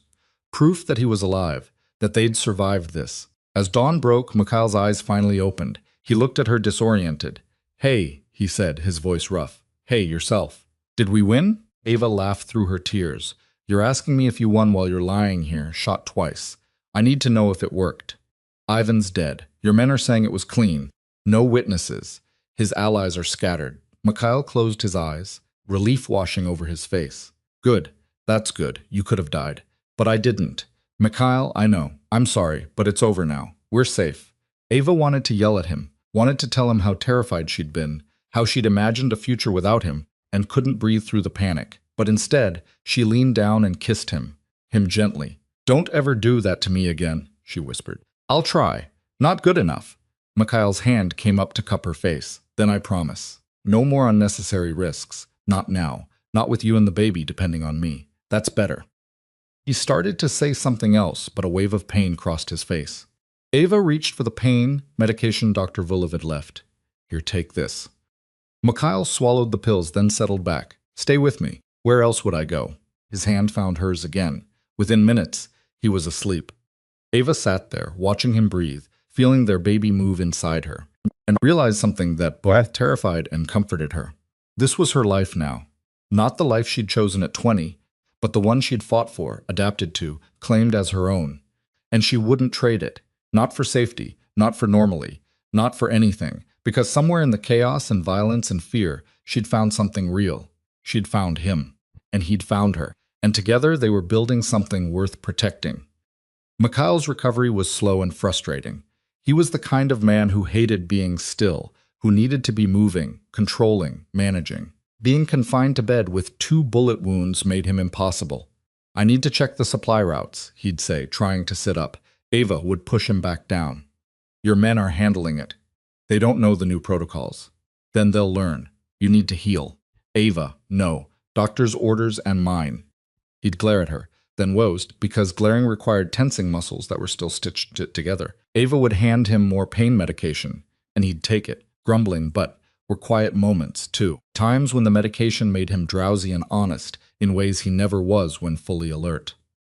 One afternoon, 3 days after the shooting, he reached for her hand. I'm sorry, he said. Ava looked up from the book she'd been reading. For what? For all of it? For buying you? For forcing you into this world? For making you watch me nearly die? Ava set down the book. You didn't force me to stay. You gave me the choice. Remember, I chose this. You shouldn't have had to choose. Maybe not, but I did. And I'd make the same choice again. Mikhail studied her face. Why? Ava thought about it. Really thought about it. Because you saw something in me that I didn't see in myself. You pushed me to be stronger, smarter, more capable than I ever thought I could be. You didn't treat me like I was fragile, or stupid, or disposable. You treated me like I mattered. You do matter. I know. That's why I stayed. Mikhail pulled her closer carefully, mindful of his injuries. I love you. I don't think I've ever said that before to anyone, but I love you. Ava's breath caught. She'd known it on some level, had felt it in the way he protected her, the way he looked at her, the way he'd risked everything to keep her safe. But hearing him say it made it real. I love you too, she whispered, even though you're stubborn and controlling and you make terrible decisions when you're angry. Mikhail laughed, then groaned. Don't make me laugh. It hurts. Then stop being lovable. I'll try. They sat there in comfortable silence. Ava's head resting carefully on his uninjured shoulder, feeling the baby move between them. It was the most peaceful moment they'd had in months. But peace, Ava was learning, was always temporary in their world. Mikhail was back on his feet 2 weeks later against Dr. Vulov's advice. He moved stiffly, favoring his right side, but he moved. And with movement came the return to business. The power vacuum left by Ivan's death was substantial. His territory, his operations, his contacts, all of it was up for grabs. Mikhail's men were already moving in, securing what they could, but there were others circling too, rivals who saw opportunity in the chaos. We need to consolidate quickly, Mikhail said at a meeting with his top people. Ava sat beside him now, no longer just an observer, but an active participant. Before someone else decides they want what Ivan left behind, what about his lieutenants? One of the men asked. Some of them are still operational. Offer them a choice. Work with us or find new employment, but make it clear there's no third option. And if they choose wrong, Mikhail's expression went cold. Then they chose wrong. Ava watched the meeting unfold, watched Mikhail operate with the kind of ruthless efficiency that had built his empire. But she also saw the toll it took. The tension in his shoulders, the way he unconsciously touched his injured ribs. He was strong, but he wasn't invincible. After everyone left, Ava confronted him. You're pushing too hard. You need more time to recover. I don't have time. If I show weakness now, everything falls apart. You're not showing weakness. You're showing common sense. Mikhail shook his head. In this world, there's no difference.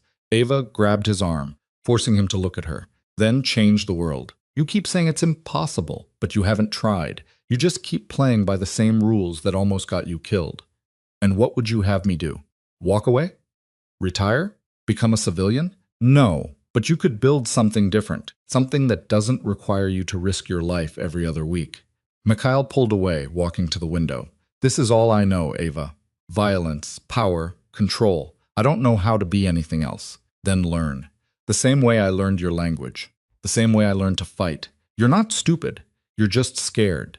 He turned sharply, anger flashing in his eyes. I'm not scared. Yes, you are. You're terrified of being vulnerable, of admitting that maybe there's more to life than survival and dominance. You're scared that if you step back even a little, everything you've built will disappear. Because it will, maybe, or maybe it'll transform into something better. They stared at each other, the tension thick between them. Finally, Mikhail's shoulders sagged. I don't know how to do that, he said quietly. So, we figure it out together like everything else. Mikhail was quiet for a long time. Then he nodded. Okay, but not yet. First, I need to finish consolidating Ivan's territory. Make sure we're secure. Then we can talk about what comes next. It wasn't the answer Ava wanted, but it was progress. I'll hold you to that, I know you will. 2 weeks before her due date, Ava's water broke in the middle of a business dinner. They were hosting a group of potential partners, men who controlled shipping routes that Mikhail wanted access to. Ava was playing her role perfectly, charming and intelligent, asking the right questions, laughing at the right moments. And then she felt it, a sudden warmth, a pressure releasing. She looked down and saw the puddle forming beneath her chair. Mikhail, she said calmly, interrupting a conversation about tariffs. We need to go now. He looked at her, saw her face, saw the water. His expression shifted from businessman to panic in half a second. The baby? Yes. Mikhail was on his feet immediately. Gentlemen, we'll have to continue this another time. My wife is in labor. The men scrambled to their feet, offering congratulations and well wishes that Ava barely heard. Mikhail was already helping her up, his arm around her waist. Hospital or here? He asked as they headed for the car. Hospital, Dr. Vulov said. Ava gasped as a contraction hit. Sharp and strong and nothing like the practice one she'd been having. Oh, that's different. What's different? That actually hurt. Mikhail's face went pale. Okay, we're getting you to the hospital. The drive was a blur of contractions and breathing exercises, and Mikhail gripping her hand so hard she thought he might break it. When they arrived at the private hospital, Dr. Volkov had arranged. There was already a team waiting.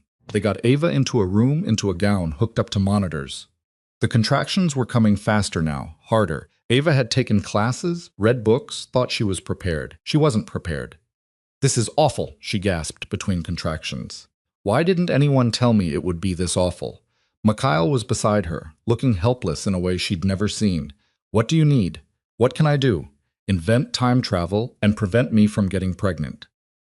Despite everything, Mikhail laughed. Little late for that. Dr. Vulov checked her progress. You're at 6 centimeters. Still a ways to go. How many more ways? 4 centimeters? Could be an hour. Could be 6. Ava wanted to cry, but instead, she grabbed Mikhail's hand and squeezed through the next contraction. It was 4 hours.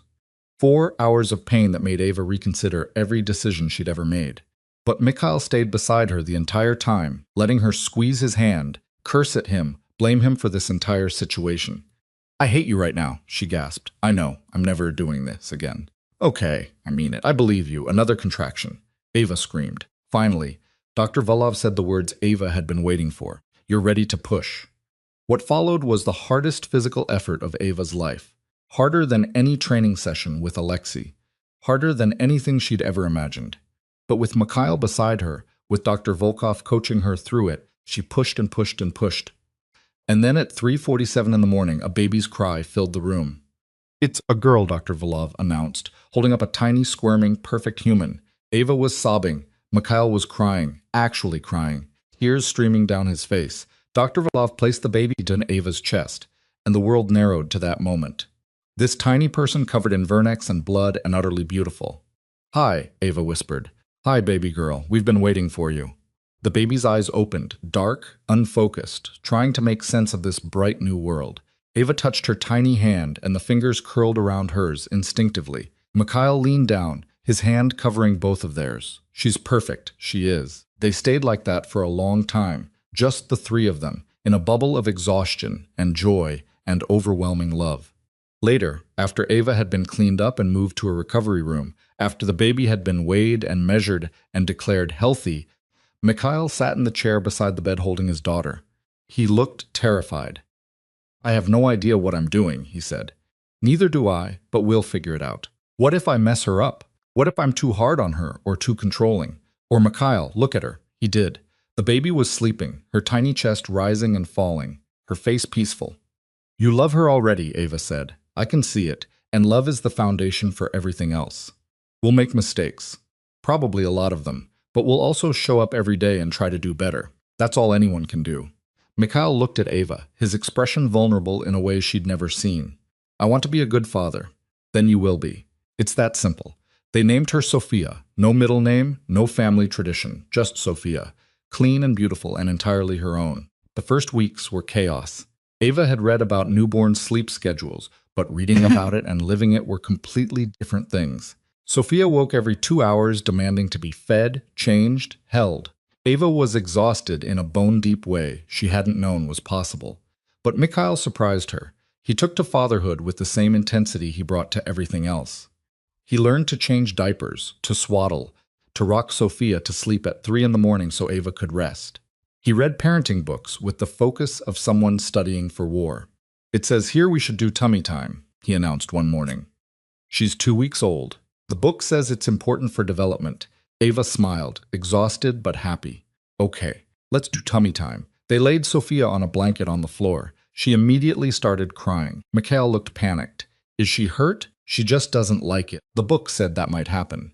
So, what do? We try again tomorrow. Mikhail looked at his daughter, at her red, scrunched-up face, and carefully picked her up. Sophia stopped crying almost immediately, settling against his chest. I don't think I can make her cry, Mikhail said, even for her own good. Ava laughed. You're going to be a complete pushover, aren't you? Probably. It was in these small moments that Ava saw the man Mikhail was becoming. Not the ruthless boss who commanded fear and respect. Not the husband who'd bought Heir from her desperate father, but a father who was gentle and patient and willing to learn. One night, when Sophia was 6 weeks old, Ava found Mikhail in the nursery at 2 in the morning. He was just standing by the crib, watching their daughter sleep. You okay? Ava asked softly. I was thinking about my father. Mikhail said about how he saw family as a weakness, how he used people, even the ones who loved him, and I realized I spent my whole life trying not to be him, but I was doing it by avoiding everything he ruined. Family, connection, love. Ava moved beside him, slipping her hand into his. And now I realize the way to not be him isn't to avoid what he corrupted. It's to do it right, to protect without controlling, to lead without dominating, to love without expecting anything in return. He looked at Ava, his eyes bright in the dim light. Sophia is going to have choices, real choices. Not the kind I had where every option led to the same place. I'm going to build something different for her. How? Mikhail took a breath. I'm stepping back from the violence, from the expansion, from the constant battles. I'm consolidating what we have, putting good people in charge of the operations, and transitioning to legitimate business. It'll take time, years probably, but I'm done risking my life. I'm done being the kind of man who might not come home. Ava's throat tightened. You mean that? I do. You were right. I was scared. Scared of being weak, of losing everything, of proving everyone right who said I couldn't be more than what I was. But I'm more scared of Sophia growing up without a father, of you raising her alone because I was too stubborn to change. Ava turned to him, her hands finding his face. I'm proud of you. Don't be. Not yet. I haven't done it yet. I've just decided to try. That's enough. That's everything. They stood there in the nursery holding each other, their daughter sleeping peacefully nearby, and Ava felt something she hadn't felt in a long time. Hope. The transition wasn't easy. Mikhail had to convince his men that he wasn't going soft, that stepping back from the violent side of the business didn't mean weakness. Some understood, some didn't. Those who didn't were quietly encouraged to find opportunities elsewhere. Mikhail poured money into legitimate enterprises, real estate development, import-export businesses that didn't involve anything illegal, technology startups. He was meticulous about it, using the same strategic mind that had built his criminal empire to build something legal. Ava worked beside him, not as an assistant, but as a partner. She had a mind for details he sometimes missed, and a way of reading people that complemented his own skills. Together, they started building something new. It took 3 years. 3 years of careful planning, strategic moves, and patient transitions. 3 years of watching Sophia grow from an infant to a toddler with her father's dark eyes and her mother's stubborn chin. 3 years of becoming a family. On Sophia's 3rd birthday, they hosted a party at their new house. Not a fortress this time, but an actual home with a yard where Sophia could play in a neighborhood where other families lived. There were no armed guards, no security cameras on every corner, just a normal house with normal people celebrating a little girl's birthday. Ava watched Mikhail chase Sophia around the yard, both of them laughing, and felt her chest tighten with emotion. This man, who'd once bought her like property, who'd controlled every aspect of her life, was now on his hands and knees pretending to be a dinosaur because his daughter demanded it. People could change. It wasn't easy. It wasn't smooth, but it was possible. Later that night, after Sophia was asleep and the house was quiet, Mikhail found Ava on the back porch. "Penny for your thoughts," he said, sitting beside her. "Just thinking about how far we've come." Mikhail nodded. "Sometimes I can't believe it's real, that this is my life now. Do you miss it?" "The old life." Mikhail was quiet for a moment. "Sometimes the certainty of it, the clear rules. You knew who your enemies were, what they wanted, how to deal with them. This is messier, more complicated, but better, infinitely better. Because at the end of the day, I come home to you and Sophia, and that matters more than any empire I could build." Ava leaned against him. "I never thought I'd say this, but I'm glad my father made that deal." Mikhail tensed slightly. "You don't have to say that. I'm not saying I'm glad about how it happened, but I'm glad about where we ended up. You gave me a choice eventually, and I chose you. I'd choose you again." Mikhail pulled her closer. "I love you. I don't say it enough, but I do. I know. You show it every day." They sat there in comfortable silence, watching the stars, feeling the cool evening breeze. Somewhere inside, their daughter was sleeping. Their home was peaceful. Their future was uncertain but hopeful. It was everything Ava had never known she wanted. 6 months later, Mikhail made his final transition. He sold the last of his illegal operations to someone he trusted to run them without bringing heat down on anyone. The money from the sale went into a trust for Sophia and into foundations that Mikhail and Ava started together. The foundations focused on helping families in debt, on providing education and opportunities for kids who grew up in the same kind of desperation that had driven Ava's father to make his terrible choice. It wasn't charity. It was an attempt to break the cycles that created people like Mikhail and situations like the one Ava had been forced into. "Do you think it makes a difference?" Mikhail asked one day, reviewing proposals for families they might help. "Yes, maybe not to everyone, but to some people, it'll be the difference between having options and having none, and that matters." Mikhail nodded, signing off on another approval. "My father would have hated this." "Good. That means we're doing it right." 2 years after that, Ava woke up feeling familiar nausea. She took a test already knowing what it would say. Pregnant again, she told Mikhail over breakfast. He stared at her, a piece of toast halfway to his mouth. "Really? Really?" He set down the toast, came around the table, and pulled her into his arms. "How do you feel?" "Terrified, excited, nauseous." "Same as last time, then?" Ava laughed. "Pretty much. Are you happy? Are you kidding?" "I'm terrified too, but yes, I'm happy." Sophia, now 5 years old, was thrilled at the prospect of being a big sister. She immediately started planning all the things she'd teach the baby, all the games they'd play, all the rules the baby would need to know. "The baby has to listen to me," she announced seriously. "Because I'm older and I know more." "We'll see about that," Ava said, trying not to smile. "And the baby can't touch my toys without asking."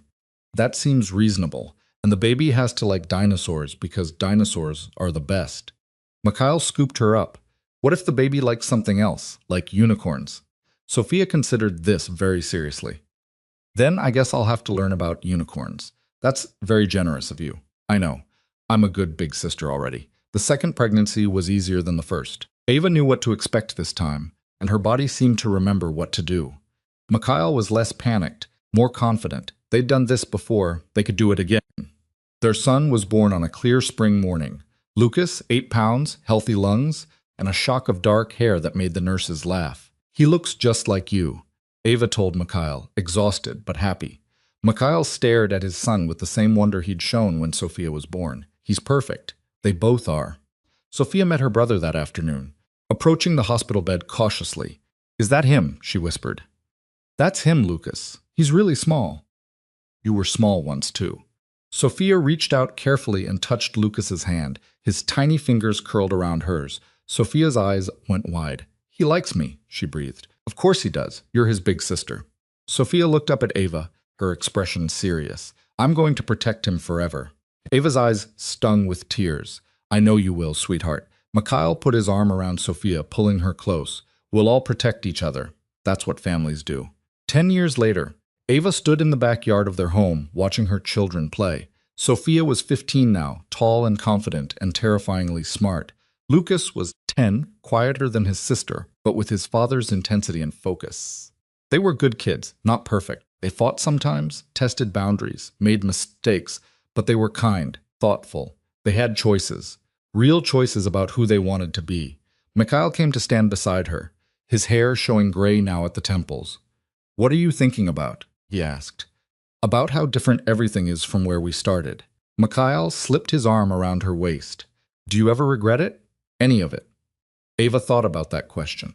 Thought about the terrified 20-year-old who'd arrived in a cab to marry a stranger. Thought about the fear, the anger, the slow transformation from victim to survivor to something more. "No," she said honestly. "I don't regret it because it led here to this life, to our children, to us. Even knowing what you know now, what you had to go through, even knowing everything. Because you gave me something my father never could. You gave me choices, real ones. You let me become someone I never knew I could be." Mikhail pulled her closer. "You did that yourself. I just stopped standing in your way. We both changed each other." "Yes, we did." They stood there watching their children, feeling the weight of the years and the lightness of the present moment. It hadn't been a fairy tale. It hadn't been smooth or easy or without pain. But it had been real, and it had been worth it. That night, after the kids were in bed, Ava found the notebook where she'd been writing memories, things she wanted to remember, things she wanted her children to know someday. She wrote, "I was sold into a marriage I never chose. That's how this story begins. But that's not how it ends. It ends with choice, with transformation, with two broken people who learned to build something whole together. I won't pretend it was easy. I won't pretend. There weren't moments I wanted to run, to give up, to choose the safety of what I knew over the danger of what I didn't. But I stayed, not because I had to, but because somewhere in the darkness, I found something worth fighting for. Your father is not a perfect man. Neither am I a perfect woman. We made mistakes.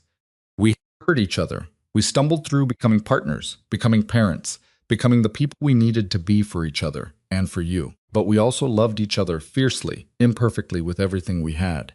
And we built this life. Not the one we planned, not the one we expected, but the one we chose together. If you take anything from our story, let it be this. You are not defined by where you start. You are not trapped by the choices other people make for you. You always have the power to transform your circumstances into something better. It won't be easy. It won't be smooth. But it's possible. We are proof of that. Ava closed the notebook and looked around the room. Family photos on the walls.